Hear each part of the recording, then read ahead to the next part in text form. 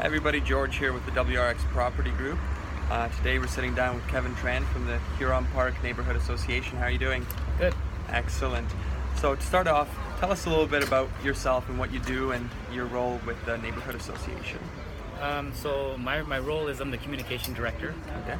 So that's kind of focusing in on the social media aspect of things. That's huge. That's a good way to get your message out.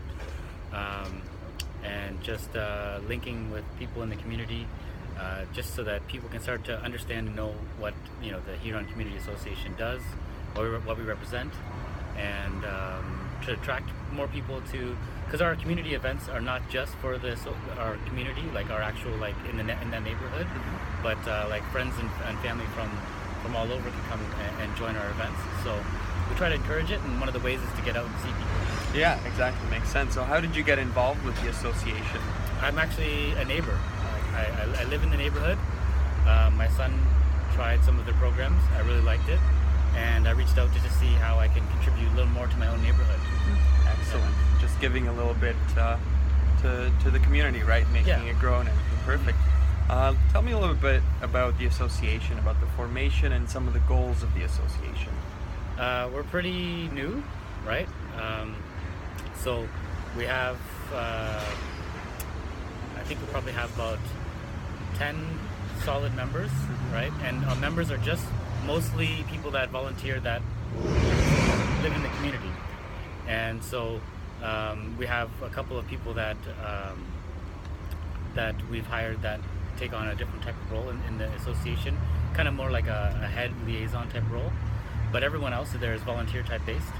And so we have people that spearhead the accounting side of things, the program side of things, initiatives that we're running where we get more people to kind of help contribute to the program itself. And so really we don't really have a mantra or like a core principle or goals yet, but we do have the one aspect, which is we're newer. So we're just trying to build our name recognition, and we do that by giving back to that particular community mostly.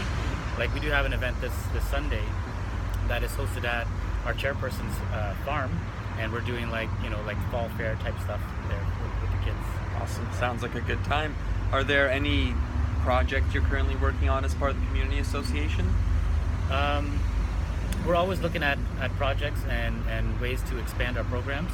So like we were talking about potentially adding new and different types of programs that you don't typically see at a community center. Stuff like maybe like CPR or like arts, because they focus mostly on like some sort of sports, right? Getting people out and getting them active, but not all people are sports people. So we are exploring and looking at other programs that are a little more than just sports. Yeah, just kind of get everybody involved, a little bit of everything, and grow the community. Like we have a yoga program that does really well. We have a karate program that does really well. But we're just trying to look at other types of programs that maybe we can touch on other type of people that live there, because they may not be interested in the programs we currently have. Yeah, that makes sense. So in your opinion, how would you describe life in Huron, in the Huron neighborhood, and what are some of the great things about living in the Huron neighborhood? I'm super biased to that neighborhood, but the neighborhood is phenomenal. Like, it's probably only like less than 10 years old, right? So therefore, a lot of younger families, like I have a young family, my kids are like under 5, and so therefore there's lots of families like that there. So I think it attracts younger families because it's a little bit newer subdivision, right? And there are a lot of new schools around there as well, so lots of perks. And like if you look at the community events that we've done, like a garage sale or the Earth Day cleanup, we have lots of participation from people in the community and lots of young parents and young kids that came out. So it kind of shows you that's the I guess the age bracket in that community. Not to say there's not like people that have been living there for a long time and they're in their retirement phase, but because the neighborhood's younger and newer, that's more the people you kind of see and interact with. Being a part of the association, I know that there's going to be lots of cool things that we're going to add in to the community. Like we're going to have some community centers, and like I heard in the pipeline potentially a pool. Wow. So lots of cool stuff like that. So it's a very nice neighborhood to live in. Awesome, a bright future. Yeah. So for anybody that might be looking at moving to King East, to Huron Park, is there anything that they should keep in mind? Anything that they should be aware of? I guess the only thing that you may want to keep in mind from perspective of being a young father is the roundabout where Fisher Hallman, I think, comes up. That's the division of what school you're going to go. Your kids are going to go to school to. Mm-hmm. So if you're on the left side of it, which is in the Huron community, then your kids can go to Gene Steckley School, and you don't have to like worry about that. But I do have friends that live on the other side, and they have to bus their kids to another school because Gene Steckley is just too full, right? It's a newer school, lots of new amenities, but it's a growing neighborhood too. And I did see when I was driving around, there's going to be other construction being done, so more homes are going to be built there. Right. So the school's getting busier as the neighborhood's growing, and you've got to watch out where exactly you are if you want your kids to go to the right school. Exactly. Now, for people already in the neighborhood, how can they help or get involved? They can help by if they visit, the Huron Community Association website or our Facebook page, and they just want to mention that they want to help out, because there's lots of different ways you can help out. Like, we need volunteers for our programs. We need people to just help spearhead some of those events that we run. So that's one way that you can kind of help. Plus, we also heard there's a smaller association. I don't think they are incorporated or they're like a full association, but it's neighborhood people that just want to do neighborly things. And one of their big projects is we have a park in the middle, and it's kind of just an empty park right now.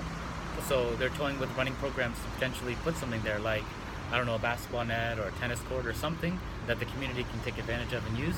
And they're doing that kind of on their own. I think we're trying to cross paths with them so we can collaborate on it. But there are lots of ways to give That's back. awesome. It's nice to see so many people creating initiatives to make the neighborhood better, to the point that you almost have two associations now. Yeah, and it makes it hard because I'd like to be able to get a newer and bigger home one day, but the association's so awesome and the neighborhood's so awesome. That's kind of holding me back from doing it. Yeah, you might just stick around for a while, see how things develop. That's awesome. Is there anything else that I haven't touched on that you'd like people to know when learning about the neighborhood and the association? Look out for flyers.